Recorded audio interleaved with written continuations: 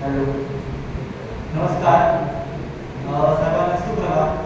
आज या ठिकाणी कणकवली कॉलेजमध्ये आपल्याला सन्माननीय सत्यवाणी यशवंत रेडकर सर या ठिकाणी व्याख्यान करण्यासाठी आहे.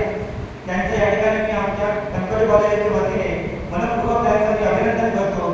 त्यासोबत विशेषतः आपल्या कणकवली कॉलेजचं कुशल नेतृत्व म्हणजे युवराज प्राचार्य महालिंगे सर यांचं या ठिकाणी मी खूप धन्यवाद देणार येतो. कारण या ठिकाणी त्यांनी व्याख्यान आयोजित केलं. अशी व्याख्यान भविष्यात आयोजित होणं गरजेचं आहे. कारण आपण साधारणतः व्याख्यानामध्ये काय ऐकतो तर कोणीतरी काहीतरी आपल्याला शायरी म्हणून दाखवतं, आपली मोटिवेशनल लाईफ सांगतं किंवा आयुष्यात मोठं कसं व्हायचं, काय करायचं किंवा मी आयुष्यात मोठं कसं झालं, मोठं जास्त काय केलं या गोष्टी ऐकतो. पण खरोखर स्पर्धा परीक्षांची माहिती, परीक्षा कशी दिली पाहिजे, त्याचा अभ्यास कसा केला पाहिजे, ती वयोमर्यादा काय असली पाहिजे, कोणती पुस्तकं वाचली पाहिजे, या सर्व गोष्टींच्या अगदी क्लासपासून कलेक्टरपर्यंत प्रत्येक स्पर्धा परीक्षेची माहिती जर कोण व्यक्ती देत असेल तर ती स्वतः सत्यवाणी यशवंत रेडकर सर आहेत. मला आवडतं एक गोष्ट या ठिकाणी नमूद करावीशी वाटते. सरांच्या आणि माझ्यावर मला आठवते की सर 3 ऑगस्ट 2024 आपल्या कणकवली कॉलेजमध्ये 101 लायब्ररीच्या वर्षावाला तिथे व्याख्यान होतं आणि 4 ऑगस्ट 2024 इथे त्या स्पेशल हॉलमध्ये व्याख्यान होतं. दोन्ही व्याख्यान मी अटेंड केली होती आणि मला अजून आवर्जून या ठिकाणी सांगावं असं वाटतंय की हे सरांचं 4थं व्याख्यान आहे ते मी या ठिकाणी अटेंड करतो आहे. परंतु एकही व्याख्यान अटेंड करताना खूप कंटाळा आला नाही किंवा काही वेगळं असं वाटलं नाही. त्यामुळे या संपूर्ण व्याख्यानामध्ये एक वेगळं अपवादात्मक व्याख्यान या ठिकाणी आम्हाला या ठिकाणी अनुभवायला मिळालं आणि ज्ञानाचा महासागर, ज्ञान काय असतं, ज्ञानाचं युटिलायझेशन कसं केलं पाहिजे आणि ज्ञान कसं वापरून त्या ठिकाणी आपण भविष्यात यशस्वी झालं पाहिजे याचं उत्कृष्ट प्रकारे सरांनी मार्गदर्शन केलं. सरांचा संघर्ष पाहून मला या ठिकाणी एका युद्धातल्या सैनिकाची कविता आठवते. तो युद्धातला सैनिक म्हणतो, to dream the impossible dream, जे अशक्य आहे ते स्वप्न मला पाहायचं आहे. टू फाईट द अनबीटेबल फो, ज्याचा कोणी पराभव करू शकत नाही त्याला जाऊन मला हरवायचं आहे. To run away from there not to go, जिथे सर्वजण जाण्यास घाबरतात तिथे जाऊन मला धावायचं आहे. To bear with unbearable sorrow, जे दुःख कोणी पचवू शकत नाही ते दुःख मला पचवायचं आहे. To reach that reachable star, तो दूरवरचा तारा मला गाठायचा आहे. This is the my quest to follow that star, no matter how place, no matter how फार.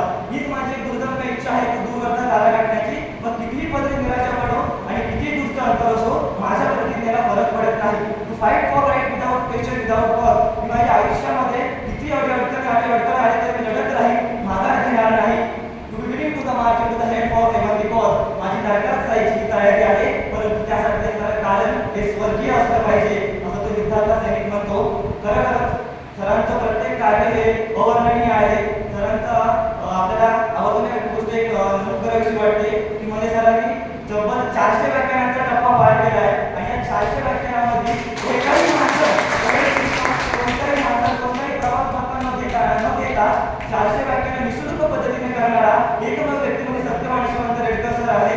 मी प्रत्येक वेळेस सांगत आलो, सत्यवाणी यशवंत रेडकर सर व्यक्ती यांच्यासारखी व्यक्ती संपूर्ण महाराष्ट्रामध्ये किंवा संपूर्ण देशामध्ये कुठेच सापडणार नाही अशी व्यक्ती आहे. आणि भविष्यात सरांचं स्वप्न आहे की मेंबर ऑफ लेजिस्लेटिव्ह काउन्सिल म्हणजे MLC शिक्षक आमदार म्हणून निवडून येणं आणि भविष्यात या कोकणाचं नाही तर संपूर्ण महाराष्ट्राचं जे शिक्षण क्षेत्र आहे ते पुन्हा पलटवून टाकणं हे सरांचं स्वप्न आहे. जर भविष्यात शिक्षण आम्ही सरांच्या बाबतीने एक मॅसेज देऊ इच्छितो की जर शिक्षण मतदारसंघाची जर निवडणूक भविष्यात लागली आणि त्या जर निवडणुकीला सर उभे असते तर त्या ठिकाणी आवर्जून सरांना आपण ग्रॅज्युएशन म्हणतात की प्रत्येक मुलं आहे त्या प्रत्येक मुलांनी मतदान करून त्या ठिकाणी सरांना विजयी करा. कारण अशी व्यक्ती विधान परिषदेमध्ये आपल्या समस्या, शिक्षणाच्या समस्या मांडायला येण्याची गरज आहे. तेव्हाच या संपूर्ण महाराष्ट्राचं आणि संपूर्ण या आपल्या कोकणाचं शिक्षण क्षेत्र आहे ते पुन्हा बदलून जाऊ शकतं. सरांनी या शैक्षणिक चळवळीची सुरुवात ही कोकणापासून केली आणि म्हणून या चळवळीला कोकण शैक्षणिक चळवळीचं नाव दिलं गेलं. सरांचं प्रत्येक कार्य अवर्णनीय आहे. अजून एक गोष्ट तुम्हाला मी सांगतो, सरांना मागच्या वर्षी रतन टाटा पुरस्कार आणि कोकण रत्न पुरस्कार या 2 पुरस्कारांनी सर सन्मानित करण्यात आलं आणि त्यावेळी सरांना कॉल केला होता. सर त्या दिवशी रात्री गाडीत बसले होते, दुसऱ्या दिवशी पुढाऱ्याला व्याख्यान होतं. म्हणजे 2 माणूस त्यावेळी सरांनी पुरस्कार घेण्यासाठी आपल्या आईला आणि मला वाटतं सरांच्या भावाला त्या ठिकाणी सरांनी पुरस्कार सन्मान प्राप्त घेण्यासाठी तिकडे पाठवलं होतं आणि स्वतः समाजकार्याला गेलेले होते. म्हणजे एक लक्षात घ्या, जो व्यक्ती आपल्या सन्मानापेक्षा आपल्या पुरस्कारापेक्षा जर समाजाला प्रथम प्राधान्य देत असेल तर ती व्यक्ती किती महत्त्वाची आहे, ती व्यक्ती किती महान आहे ही गोष्ट मला या ठिकाणी आवर्जून नमूद करावीशी वाटते. प्रत्येक गोष्ट सरांच्या ठिकाणी सांगण्यासारखी आहे.